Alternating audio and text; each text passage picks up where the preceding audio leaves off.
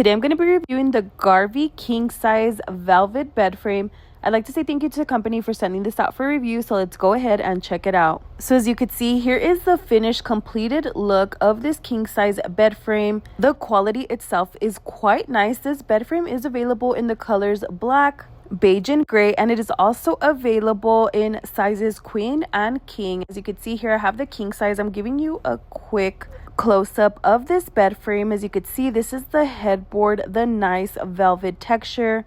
Both the headboard and the footboard have a nail head trim. As you can see though, the headboard is a taller headboard. The installation process was quite simple. Everything that you need is included inside the box. Everything is labeled individually, so it is pretty simple to follow along. I did build this with a partner, which is quite simple, but you could also do it by yourself. As you can see, there is wooden slats, so no box spring is needed, and the wooden slats are supported by the metal frame. The wooden slats do have a Velcro design, which makes it easy to apply. As you can see, I'm giving you a closer look here of the footboard. As you could see, the velvet texture, it is high quality, very nice material. This bed is perfect for a master bedroom, a guest bedroom.